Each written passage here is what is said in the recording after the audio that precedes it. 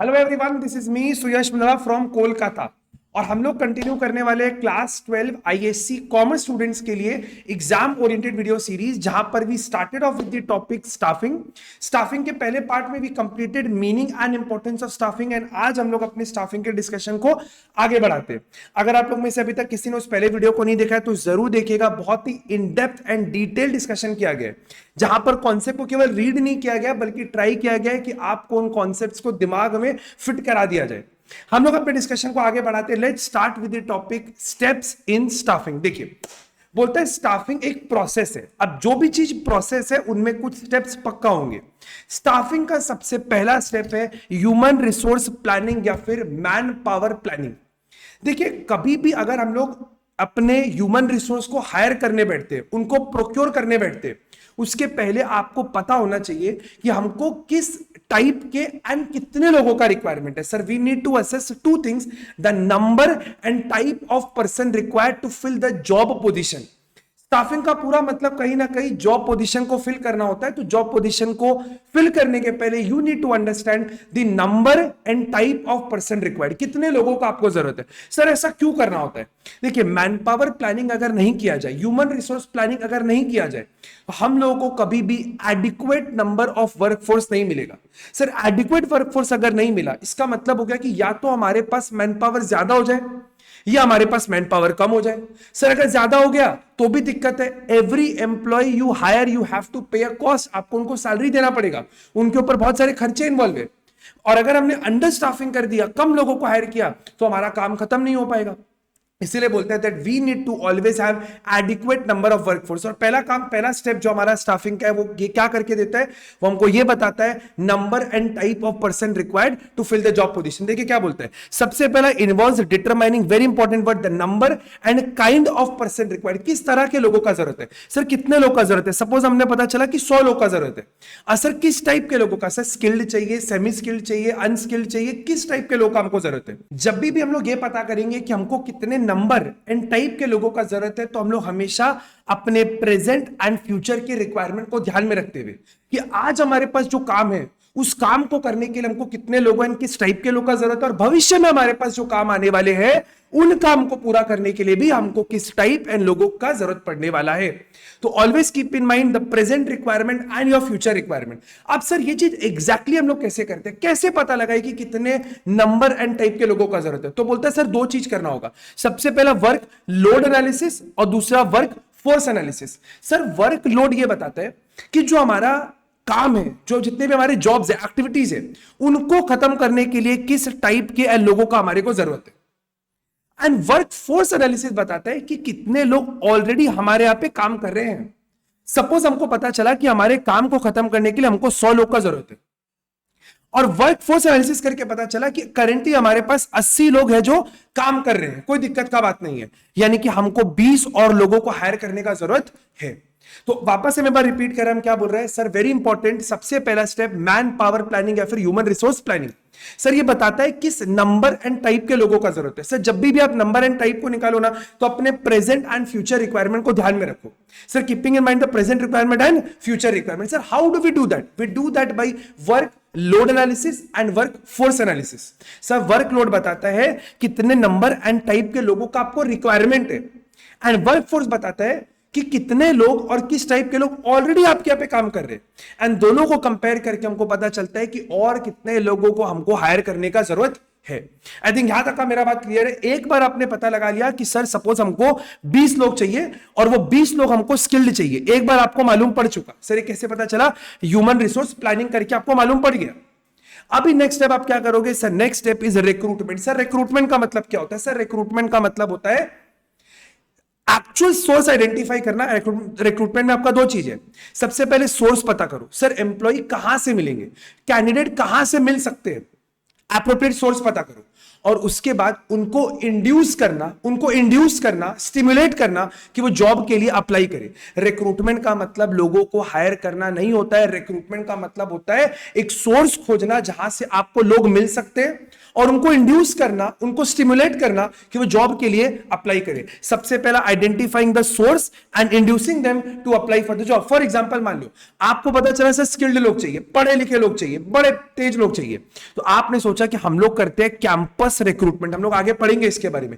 Campus recruitment, colleges से students को उठाते हैं, स्किल्ड लोग हैं, पढ़े लिखे लोग हैं। तो आपने सबसे पहले क्या पता किया? Identify the source. आपने अपने एरियाज में, अपने सिटी के टॉप मैनेजमेंट कॉलेजेस को अप्रोच किया और वहां पर उनको इंड्यूस किया, वहां पे नोटिस बोर्ड पे चिपका दिया, upcoming Monday 9 AM interview. Induce किया, उनको स्टिमुलेट किया, उनको इंड्यूस किया कि वो जॉब के लिए अप्लाई करे। एक बार रिक्रूटमेंट हो गया, उसके बाद अब आप करोगे उनका सिलेक्शन। सर सिलेक्शन का मतलब क्या होता है? सिलेक्शन का मतलब होता है जो लोगों ने जॉब के लिए अप्लाई किया उनमें से जो आपके जॉब के रिक्वायरमेंट को सूट करे, जिन लोगों के पास वो रिक्वायरमेंट हो उनको चूज करना और उनको अपॉइंट करना, उनको चूज करना और उनको अपॉइंट करना। The right candidate for various job position. Sir कैसे करते हैं चीज? इसको करने के लिए हम लोग पढ़ेंगे आगे, इसके बारे में डिटेल डिस्कशन है। प्रिलिमिनरी स्क्रीनिंग, जैसे फॉर एग्जांपल मान लो हमको फीमेल कैंडिडेट चाहिए या मेल ही चाहिए, तो अगर हमको सपोज फीमेल कैंडिडेट चाहिए तो जो मेल एप्लीकेशन उनको रिजेक्ट कर दो, उसके बाद उनसे एप्लीकेशन फॉर्म भरवाना, उनका रिटन टेस्ट लेना, उनका इंटरव्यू लेना, उनका मेडिकल एग्जामिनेशन करना, और भी बहुत सारे ऐसे स्टेप्स होते हैं जिनके थ्रू हम लोग अपने एम्प्लॉय का सिलेक्शन करते हैं। तो आई थिंक आपको मेरा बात यहां तक क्लियर है। हम लोग सर पढ़ रहे हैं स्टाफिंग का स्टेप्स, और 3 स्टेप हम लोगों ने डिस्कशन किया। सबसे पहला स्टेप बोलता है sir man power planning. Sir man power planning से पता चलेगा कितने नंबर एंड टाइप के लोगों का आपको जरूरत है, कितने नंबर एंड टाइप के लोगों का जरूरत है। जब भी ऐसा करो तो हमारे प्रेजेंट एंड फ्यूचर रिक्वायरमेंट दोनों को ध्यान दो। सर एग्जैक्टली कैसा करेंगे? Work load, work force. I think मेरा बात क्लियर है। Work load analysis, work force analysis. एक बार मैन पावर प्लानिंग हो गया, अब आपको रिक्रूटमेंट करना है। सर रिक्रूटमेंट का मतलब सोर्स पता करो, सोर्स पता करो और उनको इंड्यूस करो कि वो जॉब के लिए अप्लाई करे। एक बार रिक्रूटमेंट हो गया, अभी सिलेक्शन। से सिलेक्शन का मतलब choosing and appointing the right candidate to fill the job position. Sir choosing, जो लोगों ने जॉब के लिए अप्लाई किया, जो हमारे जॉब रिक्वायरमेंट को मीट करते हैं, उनको चूज करना और उनको अपॉइंट करना कि वो जॉब पोजीशन को फिल कर सके। सर कैसे करेंगे? सर प्रिलिमिनरी स्क्रीनिंग करेंगे, उनसे फॉर्म भरवाएंगे, उनका रिटन टेस्ट लेंगे, उनका इंटरव्यू लेंगे, उनका फिजिकल एग्जामिनेशन करेंगे। फिजिकल एग्जामिनेशन करने के बाद, मेडिकल एग्जामिनेशन करने के बाद हम उनको सिलेक्ट कर देंगे। वो फिजिकली फिट है कि नहीं है, मेंटली फिट है कि नहीं है, ये सब चीज चेक करने के बाद हम लोग उनको अपॉइंट करेंगे। सर एक बार सिलेक्शन हो गया, उसके बाद हम उनको करेंगे प्लेस। सर प्लेसमेंट का मतलब क्या होता है? सर प्लेसमेंट का मतलब होता है putting the right person on the right job. अगर आपने मार्केटिंग के लिए बंदे को हायर किया तो उससे मार्केटिंग का काम करवाओ, अकाउंट्स के लिए बंदे को हायर किया तो उससे अकाउंट्स का काम करवाओ। It involves matching the candidate with the job in the organisation. जिस बंदे को आपने जिस काम के लिए हायर किया उसको उसी चीज के लिए करो। अगर आप मार्केटिंग के बंदे से अकाउंटिंग का काम करवाओगे, अकाउंटिंग के बंदे से मार्केटिंग का काम कराओगे, तो होगा क्या? लेबर टर्नओवर बढ़ेगा, लोग छोड़ के चले जाएंगे, लोग एब्सेंट करेंगे। और अगर आपने सही तरीके से एम्प्लॉय से काम करवाया तो इससे उनका काम में एफिशिएंसी बढ़ेगा और एम्प्लॉय का जॉब सेटिस्फेक्शन बढ़ेगा। सोचो ना, आपको कोई चीज में इंटरेस्ट है और आपसे वो काम ना कराया जाए तो लोग छोड़ के जाएंगे, लोग एब्सेंट करेंगे। लेकिन अगर जो काम आपको अच्छा लगता है वही काम आपसे करवाया जा रहा है तो आपके काम का एफिशिएंसी भी बढ़ेगा और आपको जॉब सेटिस्फेक्शन भी मिलेगा। क्या मेरा बात यहां तक क्लियर है? एक बार एम्प्लॉय को आपने बैठा दिया, तुमको ये काम करना है, तुमको ये काम करना है, प्लेसमेंट कर दिया, putting the right person in the right job. अब हमको उनको देना होता है ओरिएंटेशन। सर ओरिएंटेशन का मतलब होता है, देखिए जो एम्प्लॉय हमारे ऑर्गेनाइजेशन में आया है वो बड़ा सहमा हुआ है, डरा हुआ है, क्योंकि वो हमारे कल्चर को नहीं जानता है। He is new to our culture. तो what we have to do, we have to make him familiarize. हमको इनको इंट्रोड्यूस करना पड़ेगा, फेमिलराइज करना पड़ेगा जॉब के संग, so that he feels at home, उसको घर जैसा माहौल लगे, and reduces his initial nervousness. जो एम्प्लॉय नया हमारे यहाँ पे आया है वो हमारे तौर तरीके, हमारे कल्चर, हमारे काम को, हमारे ऑफिस को नहीं जानता है, उसको इंट्रोड्यूस कराएंगे, फेमिलराइज कराएंगे हमारे जॉब से, ताकि उसके अंदर का जो इनिशियल नर्वसनेस है, जो डर है, वो खत्म हो जाए, उसको अपनापन सा महसूस हो।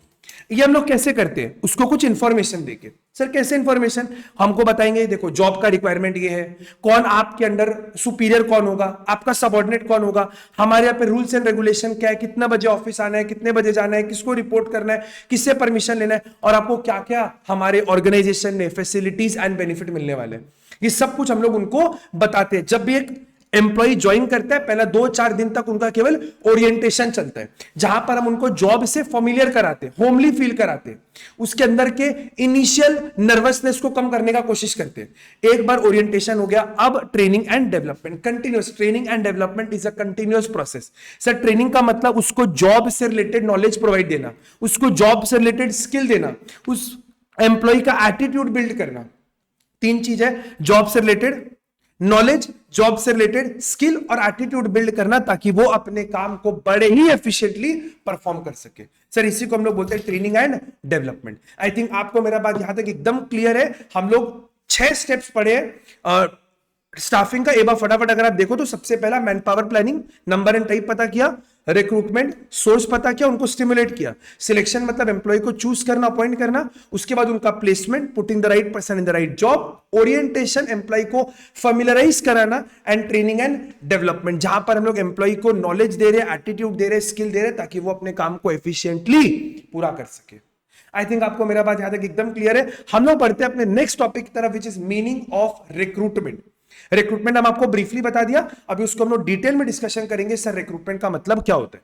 तो देखिए रिक्रूटमेंट का बेसिक मतलब क्या होता है। रिक्रूटमेंट का सिंपल मतलब हो गया आप कैंडिडेट्स को, जो हमारे कैंडिडेट बन सकते हैं, आप जब भी रिक्रूटमेंट का डेफिनेशन लिखोगे you can never use the word candidate और employ, you always have to use the word prospective candidate, क्योंकि वो हमारे कैंडिडेट अब तक बने नहीं है, वो कैंडिडेट बन सकते हैं। तो you will always have to use the word prospective candidate. तो क्या बोलता है sir recruitment is the process किस चीज का, publicising information about job vacancy. Sir हमारे यहाँ पे जॉब वैकेंसी है, उसके बारे में आप पब्लिसिटी कर रहे हो, कॉलेज के नोटिस बोर्ड में लगा रहे हो, न्यूज़पेपर में इश्तेहार दे रहे हो, आप इस तरीके से उनको पब्लिसाइज कर रहे हो। And inducing the prospective candidate to apply for the job, जो आपको लग रहा है कि कैंडिडेट बन सकते हैं उनको हम लोग इंड्यूस कर रहे हैं, उनको हम लोग स्टिमुलेट कर रहे हैं कि वो जॉब के लिए अप्लाई करें।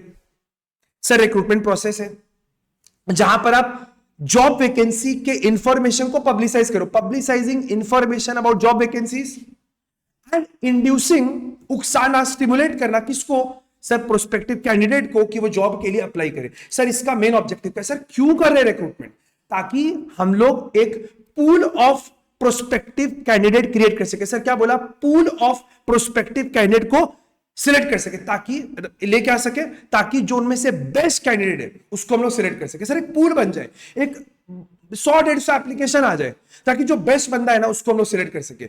The objective is to procure sufficiently large number of candidate so that the most eligible candidate are selected, to create a large number of, to procure large number of candidate, एक बड़ा सा हमारे पास pool create हो जाए, 150, 200, 500 application आ जाए, ताकि जो उनमें से बेस्ट कैंडिडेट है उसको हम लोग सिलेक्ट कर सके। और यही रीजन है कि रिक्रूटमेंट को बोला जाता है positive process. Recruitment is called positive process because the purpose, the objective is to procure large number of candidate so that the most eligible candidate are selected, इसीलिए इसको बोला जाता है पॉजिटिव प्रोसेस। अब सर रिक्रूटमेंट कैसे कर सकते हैं, सर रिक्रूटमेंट हम लोग इंटरनली भी कर सकते हैं और एक्सटर्नली भी, इंटरनल रिक्रूटमेंट भी हो सकता है और एक्सटर्नल रिक्रूटमेंट भी हो सकता है। आई थिंक आपको रिक्रूटमेंट का बात एकदम क्लियर है। सर रिक्रूटमेंट क्या होता है, रिक्रूटमेंट एक प्रोसेस है जहां पर हम लोग अपने जॉब वैकेंसीज के बारे में पब्लिसिटी कर रहे हैं, एम्प्लॉइज को स्टिमुलेट कर रहे हैं कि वो जॉब के लिए अप्लाई करें। सर हमारा मेन उद्देश्य क्या है, ऑब्जेक्टिव क्या है, to procure large number of candidates so that the most eligible या फिर most appropriate candidate is selected, hence it is called a positive process। Sir recruitment कहां से कर सकते हो, सर इंटरनली भी कर सकते हैं, एक्सटर्नली भी कर सकते हैं, आपकी इच्छा जहां से मन कर लो। हम लोग अपने डिस्कशन को आगे बढ़ाते हैं और बात करते हैं सर सोर्स ऑफ रिक्रूटमेंट के बारे में। सर अभी हम लोगों ने बात किया सर रिक्रूटमेंट इंटरनली भी हो सकता है और एक्सटर्नली भी हो सकता है। सर इंटरनली रिक्रूटमेंट का मतलब, सर देखिए रिक्रूटमेंट का मतलब है किसी पर्टिकुलर जॉब वैकेंसी को फिल करना। तो सर इंटरनली मतलब जो लोग ऑलरेडी हमारे यहां पे काम कर रहे हैं आप उनको यूज कर रहे हो अपने जॉब वैकेंसी को फिल करने के लिए। सर दो तरीके से होता है, सबसे पहला promotion and transfer. Sir internal recruitment दो तरीके से होता है, सबसे पहला प्रमोशन और दूसरा ट्रांसफर। सर प्रमोशन का मतलब नाम से समझ में आता है, जो कैंडिडेट, जो एम्प्लॉय हमारे यहां पे काम कर रहे हैं आपने उसको एक हायर जॉब पोजीशन पे शिफ्ट कर दिया। सपोज फॉर एग्जांपल हमारे यहाँ पे मैनेजर का पोजीशन खाली है, एक जॉब वैकेंसी है मैनेजर में, और हमारे यहाँ पे एक डेप्यूटी मैनेजर ऑलरेडी है। तो हमने क्या किया, इस डेप्यूटी मैनेजर को बोला कि हम आपका कर रहे हैं प्रमोशन और अब आप बन जाओगे हमारे मैनेजर। ऐसा करने से हमने क्या किया, उसका प्रमोशन किया, हमने एम्प्लॉय को शिफ्ट कर दिया to a higher job position. जब हम किसी भी एम्प्लॉय को हायर जॉब पोजीशन में शिफ्ट करते हैं तो भैया उसका सैलरी, उसका स्टेटस और रिस्पॉन्सिबिलिटी तीनों बढ़ता है। अगर डेप्यूटी मैनेजर से मैनेजर बढ़ेगा तो उसका सैलरी भी बढ़ेगा, उसका रिस्पॉन्सिबिलिटी भी बढ़ेगा और ऑब्वियस सा बात है सर स्टेटस भी बढ़ेगा। पहले डेप्यूटी मैनेजर कहलाया जा रहा था, अभी मैनेजर कहलाया जाएगा। बोलो मेरा बात क्लियर है क्या? आई थिंक एकदम क्लियर है। ट्रांसफर का मतलब सपोज फॉर एग्जांपल मान लो हमारे पास एक डेप्यूटी मैनेजर है, कहां पे सर, दिल्ली ब्रांच में, और हमारे मुंबई वाले ब्रांच में डेप्यूटी मैनेजर का पोजीशन खाली है। हमने क्या किया, इस मैनेजर को यहां पर ट्रांसफर कर दिया। सर ट्रांसफर हम लोग करते हैं सेम जॉब पोजीशन में, सेम लेवल पे। It mean shifting of employee to a similar job without any change in salary status and responsibility. Sir जो पोजीशन पे पहले था अभी भी उसी पोजीशन पे है, ना तो सैलरी में कोई चेंज, ना स्टेटस में चेंज, ना रिस्पॉन्सिबिलिटी में चेंज। हालांकि रियल लाइफ में अगर आप देखो तो हो सकता है इनमें थोड़ा बहुत चेंज आपको देखने मिल भी जाए, बट एकेडमिकली अगर हम just academic point of view से बात करें तो ट्रांसफर में ना तो सैलरी में चेंज, ना स्टेटस में चेंज, ना तो रिस्पॉन्सिबिलिटी में कोई चेंज आपको देखने मिलता है। This is called internal source of recruitment. हम लोग अब बात करते हैं sir external source of recruitment. मैंने क्या किया है, एक्सटर्नल में हमारे पास बहुत सारे जगह है जहां से हम लोग बाहर से लोगों को हायर कर सकते हैं। अब मैंने क्या किया, हर एक पॉइंट को तीन पार्ट में, हर एक सोर्स को तीन पार्ट में स्प्लिट किया है। एक उसका पहले मीनिंग बताया और उसका मेरिट डिमेरिट, जहां मेरिट डिमेरिट पॉसिबल था, जहां मेरिट डिमेरिट नहीं है वहां पे इग्नोर कर दिया, ताकि आपके लिए पॉइंट्स को याद करना, रिटेन करना बड़ा आसान हो जाए। तो चलिए हम लोग डिस्कशन को आगे बढ़ाते हैं। हम लोग बात कर रहे हैं एक्सटर्नल सोर्स ऑफ रिक्रूटमेंट के बारे में। सबसे पहला जो एक्सटर्नल सोर्स ऑफ रिक्रूटमेंट है वो है आपका एडवर्टीजमेंट। देखिए, जब भी किसी ऑर्गेनाइजेशन को अपने जॉब वैकेंसीज के बारे में लोगों को बताना होता है, पब्लिक को बताना होता है, तो वो लोग क्या करते हैं, न्यूज़पेपर्स में, जर्नल्स में, रेडियो में, इस तरीके के मास फॉर्म ऑफ कम्युनिकेशन मीडियम को यूज करते हैं।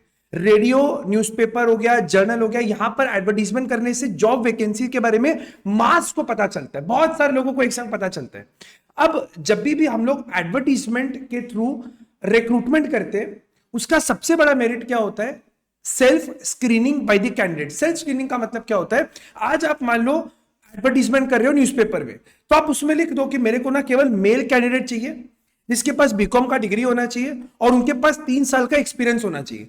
अब जितने भी फीमेल कैंडिडेट है या जिनके पास 3 साल का एक्सपीरियंस नहीं है, वो लोग जॉब के लिए अप्लाई नहीं करेंगे। तो कहीं ना कहीं सेल्फ स्क्रीनिंग इसमें पॉसिबल होता है।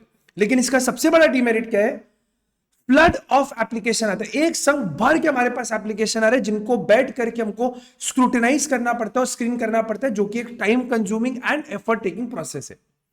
हम लोग अपने नेक्स्ट सोर्स में बढ़ते हैं, विच इज एम्प्लॉयमेंट एक्सचेंज।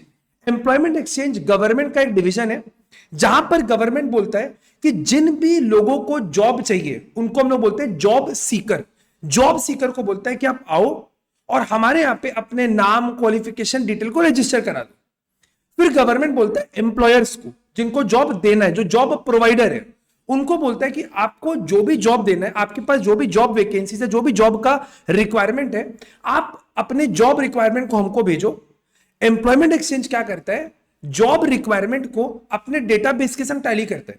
जिस भी कैंडिडेट का नाम या उनका क्वालिफिकेशन जॉब रिक्वायरमेंट के हिसाब से मैच करता है, उन लोगों का नाम एम्प्लॉयर को रेफर कर देता है। क्या बोला है देखिए, employment exchange registers the name of job seeker, जिनको जॉब चाहिए उनके नाम, क्वालिफिकेशन, डिटेल को रजिस्टर कर लेते हैं। और बाद में जब भी कोई एम्प्लॉयर उनको इन्फॉर्म करता है जॉब वैकेंसी के बारे में और जो भी रिक्वायरमेंट मैच करता है, उनका नाम को रेफर कर देता है। सबसे बड़ा इसमें फायदा क्या है, इकोनॉमिकल, हमारा टाइम बचता है। As an employer we save a lot of time, क्योंकि हमको एडवर्टीजमेंट नहीं करना, एम्प्लॉय को अपने आप, मेरे को कैंडिडेट का नाम आ गया, फिर उनका आप इंटरव्यू करो और उनको सिलेक्ट कर लो। लेकिन इसका सबसे बड़ा डिमेरिट है, गवर्नमेंट का डेटा आउटडेटेड होने के कारण कई बार हमको रिक्वायर्ड कैंडिडेट का डेटा नहीं मिल पाता है। नेक्स्ट हो गया आपका कैंपस रिक्रूटमेंट। देखिए, जॉब्स अभी इतने टेक्निकल हो चुके हैं, इतने कॉम्प्लेक्स हो चुके हैं कि बिजनेस ऑर्गेनाइजेशन सीधा एजुकेशनल इंस्टीट्यूट को रेफर करते हैं ताकि वो लोग वहां से रिक्रूटमेंट कर सके। आज जॉब इतना कॉम्पिटिटिव हो चुका है, जॉब इतना टेक्निकल हो गया, कॉम्प्लेक्स हो गया है कि me as a job provider, अगर मेरे को लोगों को हायर करना है तो I will directly approach educational institution, colleges को, इंस्टीट्यूशन को, MBA colleges, IITs, MBA colleges को हम लोग अप्रोच करते हैं। इसका सबसे बड़ा फायदा क्या होता है, हमको इकोनॉमिकल स्किल फोर्स मिलता है, स्किल्ड वर्कफोर्स मिलता है, क्योंकि जो आप कहां जा रहे हो, कॉलेजेस में जा रहे हो, वहां पे लोग पढ़े लिखे हैं, तो यू गेट स्किल्ड वर्कफोर्स। लेकिन सबसे बड़ा इसका मुश्किल है कि यहां पर आपको जो लोग मिलेंगे वो इन एक्सपीरियंस मिलेंगे, वो जस्ट अभी अभी अपना पढ़ाई खत्म किया, उनके पास कोई भी पास्ट वर्क एक्सपीरियंस नहीं है। नेक्स्ट हम लोग बढ़ते हैं प्लेसमेंट एजेंसीज। देखिए, प्लेसमेंट एजेंसीज कौन होते हैं, ये लोग स्पेशलिस्ट होते हैं जिनका काम ही होता है क्या, लोगों को हायर करना, रिक्रूटमेंट ही इनका काम है। अब आज मेरे को अगर अपने ऑर्गेनाइजेशन में लोग चाहिए तो पहले उसका एडवर्टीजमेंट करो, एप्लीकेशन रिसीव करो, उनका इंटरव्यू लो, बड़ा टाइम कंज्यूमिंग टीडियस प्रोसेस है। अगर मेरे को इन झमेले में नहीं पड़ना है तो हम लोग क्या करते हैं, एक प्लेसमेंट एजेंसी को हायर करते हैं, एक इंटरमीडिएरी को हायर किया और उसको हमारा जॉब रिक्वायरमेंट बता दिया कि सर देखो हमको ना ऐसे 5 लोगों का जरूरत है। वो आदमी क्या करेगा, वो लोग खुद हमारे बिहाफ में एडवर्टीजमेंट करेंगे, एम्प्लॉइज का एप्लीकेशन रिसीव करेंगे, उनका स्क्रीनिंग करेंगे, इंटरव्यू लेंगे और हमको कैंडिडेट को रेफर कर देंगे। तो क्या होता है, these agencies are specialist and they serve as intermediary between organisation and applicant. Intermediary का काम करते हैं हम लोग, अपना जॉब रिक्वायरमेंट उनको बताते हैं, वो लोग उसको एडवर्टाइज करते हैं। क्या क्या काम करते हैं, they receive requisition for client company, मैंने अपना रिक्वायरमेंट दिया कि मेरे को ना 5 अकाउंटेंट चाहिए, वो लोग हमारे बिहाफ में जॉब को एडवर्टाइज करेंगे, एडवर्टीजमेंट करने के बाद रिक्वेजिशन रिसीव करेंगे, एम्प्लॉय का सीवी रिसीव करेंगे, उसको स्क्रीन करेंगे कौन हमारे जॉब के लिए अप्रोप्रिएट है, उनका इंटरव्यू लेंगे और कैंडिडेट को सिलेक्ट करके हमको भेज देंगे। सबसे बड़ा इसमें फायदा क्या है, एज अ कंपनी मेरे को रिलीफ मिलता है इस पूरे रिक्रूटमेंट के प्रोसेस से। ना मेरे को एडवर्टीजमेंट करना, ना मेरे को एम्प्लॉय का इंटरव्यू लेना, कुछ माथापच्ची नहीं है। लेकिन सबसे बड़ा डीमेरिट क्या है, ये लोग कंसिडरेबल, बहुत हाई चार्ज ये लोग करते हैं फीस अपने सर्विस को देने का। नेक्स्ट हो गया आपका कैजुअल कॉलर्स। देखिए लोग क्या करते हैं, कंपनियों में विजिट करते हैं, जैसे मान लो कोई कंपनी है, लोग उनमें विजिट किया, सर ये मेरा सीवी है, क्या आपके पास कोई जॉब है? हम बोले सर अभी तो हमारे पास जॉब नहीं है, बट आप अपना सीवी दे दो, अपना नाम नोट करा दो। इन लोगों का हम लोग एक वेटिंग लिस्ट बनाते हैं और इस तरीके के लोगों को हम लोग बोलते हैं अनसॉलिसिटेड कैंडिडेट। अनसॉलिसिटेड का मतलब हो गया जो लोग हमारे जॉब मांगने आए बट फिलहाल हमने उनको जॉब नहीं दिया, क्यों, हमारे पास शायद अभी रिक्वायरमेंट नहीं है। भविष्य में जब भी हमारे पास जॉब का कोई रिक्वायरमेंट होगा, हम उस वेटिंग लिस्ट को चेक करेंगे, वेटिंग लिस्ट में जो भी कैंडिडेट हमारे जॉब रिक्वायरमेंट को सूट करेगा, हम लोग उनको कॉल करेंगे, बोलेंगे आप आओ और इंटरव्यू वगैरह दो और जॉब आप ले सकते हो। इसी को बोलते हैं person in need of the job. जिनको जॉब चाहिए वो ऑर्गेनाइजेशंस को विजिट करते हैं और पूछते हैं कि वहां पर जॉब अवेलेबल है कि नहीं है। जॉब अवेलेबल सपोज अगर नहीं है तो हम लोग क्या करते हैं, उनका नाम को नोट करते हैं और वेटिंग लिस्ट बनाते हैं। वेटिंग लिस्ट किसका बना रहे हैं, अनसॉलिसिटेड कैंडिडेट का, अनसॉलिसिटेड एप्लीकेशन। सॉलिसिटेड मतलब जिनको हमने जॉब दे दिया, जिनको जॉब नहीं दिया उनका नाम को एक वेटिंग लिस्ट में नोट कर लिया। और फ्यूचर में जब भी हमारे पास कोई जॉब का वैकेंसी आएगा, हम लोग सूटेबल लोगों को कांटेक्ट करेंगे और उनका रिक्रूटमेंट कर लेंगे। इसमें कोई मेरिट डिमेरिट एज सच नहीं है, बट आप एक तरीके से डिमेरिट ये बोल सकते हो कि रेगुलर वर्किंग आवर में जब लोग आते हैं, बार बार जॉब का रिक्वायरमेंट के बारे में पूछते हैं, तो कहीं ना कहीं केओस वगैरह क्रिएट होता है, बट ये एज सच कोई डिमेरिट तो नहीं है। नेक्स्ट हम लोग बढ़ते हैं डायरेक्ट रिक्रूटमेंट। डायरेक्ट रिक्रूटमेंट किसका होता है, आज मान लो मेरे को अपने कंस्ट्रक्शन साइट में कुछ लेबर का जरूरत है, हम लोग क्या करेंगे, अपने ऑफिस के गेट पे या नोटिस बोर्ड पे नोटिस चिपका देंगे कि कल सुबह 9 बजे हम लोग 10 लेबर का हायरिंग कर रहे हैं, जिनको भी काम करना है वो कृपया 10 बजे हमारे ऑफिस के गेट पे असेंबल हो जाए। ऑन द स्पॉट हम लोग उनका रिक्रूटमेंट कर लेते हैं। क्या होता है, देखिए notice of temporary job vacancy, very important. इस पर्टिकुलर मेथड ऑफ रिक्रूटमेंट से केवल टेम्पररी जॉब वैकेंसीज को फिल किया जाता है। जब भी हमारे पास कोई टेम्पररी वैकेंसी आता है, मान लो हमारे पास एम्प्लॉई है बट हमारे पास एक नया ऑर्डर है, उस ऑर्डर को मीट करने के लिए हमको 5 लोगों का जरूरत है, तो हम लोग क्या करेंगे, इस नोटिस को अपने फैक्ट्री के गेट पे चिपका देंगे, लोग उसको पढ़ेंगे और दिए गए समय पर हमारे गेट पे असेंबल हो जाएंगे और ऑन द स्पॉट हम लोग उनका रिक्रूटमेंट कर लेंगे। इस प्रोसेस के थ्रू हम लोग केवल अपने कैजुअल या टेम्पररी वैकेंसीज को फिल करते हैं। ये जो लोग को हम हायर कर रहे हैं ये जनरली हमारे परमानेंट एम्प्लॉय नहीं होते हैं, इनका नाम कंपनी के पेरोल में नहीं आता है, दीज आर जस्ट कैजुअल या टेम्पररी एम्प्लॉइज। नेक्स्ट हो गया आपका रिकमेंडेशन ऑफ पास्ट एम्प्लॉय। जो हमारे यहाँ पे काम कर रहे हैं वो भी अपने किसी फ्रेंड का, रिलेटिव का नाम रेफर कर सकते हैं कि सर आप इनको रिक्रूट कर लो। इसका सबसे बड़ा फायदा होता है कि अगर मैंने आज अपने किसी फ्रेंड को, रिलेटिव को रेफर किया तो कहीं ना कहीं मैंने खुद ही उसका प्रिलिमिनरी स्क्रीनिंग कर लिया कि क्या वो बंदा हमारे कंपनी के लिए सूटेबल है कि नहीं है, और कहीं ना कहीं वो गारंटी श्योरिटी जैसा भी काम करता है कि हाँ सर मेरे भरोसे का आदमी है। इससे कहीं ना कहीं कंपनी अपने एग्जिस्टिंग एम्प्लॉइज के गुडविल को विन करते हैं कि मैंने अपने फ्रेंड का नाम रेफर किया, उसका सिलेक्शन हो गया, मेरे को भी लगेगा ना हाँ कंपनी ने मेरे बात को, मेरे इंपॉर्टेंस को, मेरे रेफरेंस को वैल्यू किया है। Next is labour contractor. Labour contractor क्या होता है, आज देखिए लेबर को मेंटेन करना बड़ा टीडियस प्रोसेस है। लेबर को खोजना, लेबर के संग माथापच्ची करना, उनको पैसा देना बड़ा टाइम कंज्यूमिंग प्रोसेस है। तो हम लोग क्या करते हैं, लेबर कॉन्ट्रैक्टर्स को हायर करते हैं। आज जैसे मान लो आप अगर किसी बड़े कॉम्प्लेक्स में रहते हो या बिल्डिंग में रहते हो, कॉम्प्लेक्सेस में जितने भी या किसी बड़े कॉम्प्लेक्स में अगर रहते हो, वहां पे जितने भी सिक्योरिटी गार्ड है, सपोज जैसे मैं जिस कॉम्प्लेक्स में रहता हूं वहां पे 50 सिक्योरिटी गार्ड है। अब उन 50 सिक्योरिटी गार्ड को खोजना हमारे लिए बड़ा टाइम कंज्यूमिंग प्रोसेस है। कहां से मिलेगा 50 लोग? We don't have any contact of security guard. तो हमने क्या करा है, हमारे यहाँ पे कैलकाटा में एक एजेंसी है जिनका नाम है Third Eye Security. Third Eye Security कौन है? They are labour contractors. हमने इनको बोला सर मेरे को अपने कॉम्प्लेक्स में 50 सिक्योरिटी गार्ड चाहिए। उन्होंने क्या किया, उनका क्लोज कॉन्टैक्ट होता है सिक्योरिटी गार्ड्स के संग। These are basically manpower supply company. इन लोगों ने क्या किया, 50 सिक्योरिटी गार्ड को हमारे यहां पे भेज दिया। अब दे इंश्योर कि एवरीडे हमारे यहां पे 50 सिक्योरिटी गार्ड हो। अगर कभी भी कोई एक सिक्योरिटी गार्ड बीमार है तो उसके रिप्लेसमेंट में दूसरा सिक्योरिटी गार्ड आएगा। तो क्या बोलता है, labour contractors and jobber maintain close link with small villages and town and they have ready supply of unskilled worker. अब मैंने एग्जांपल क्या लिया, security guard. Security guard are unskilled worker. उनको हम लोग ट्रेन कर दिए कि जब भी कोई आएगा ना तो हमारे पास एक ऐप है, उस ऐप में आप अपना नाम लियो, उसका फोटो खींचते हैं, हमारे पास घर पे ऐप में नोटिफिकेशन आता है, हम लोग अप्रूव करते हैं तो वो आते हैं। तो ये काम अनस्किल्ड है, उनको ट्रेन कर दिया गया इस चीज के लिए। एंड वो लोग हमको मैन पावर सप्लाई करते हैं, बदले में वो लोग अपना कमीशन चार्ज करते हैं। इसका सबसे बड़ा रिलीफ है management from the TDS process of recruitment. हमको एम्प्लॉय को रिक्रूट नहीं करना, उनके संग माथापच्ची नहीं करना, उन्होंने लेबर को हमको सप्लाई करके दे दिया। आई थिंक आपको मेरा बात क्लियर है। And hence we complete external source of recruitment. आज का डिस्कशन हम लोग यहीं तक रखते हैं और नेक्स्ट पार्ट में लोग इस पूरे चैप्टर को कंप्लीट करेंगे। आप लोग से बस एक ही रिक्वेस्ट है कि जब भी आप वीडियो को देख रहे हो तो वीडियो को बड़े ध्यान से देखो एंड सेम डे जितना कंटेंट आप देख रहे हो उतना कंटेंट को याद करने का कोशिश करो। हम आपको बता रहे हैं ये वीडियोस आपके लिए बहुत यूजफुल होने वाले। एग्जाम में आपको 100% अपने मार्क्स में एलिवेशन देखने मिलेगा। With that take care, thank you, bye bye and see you all in the next video. Bye bye.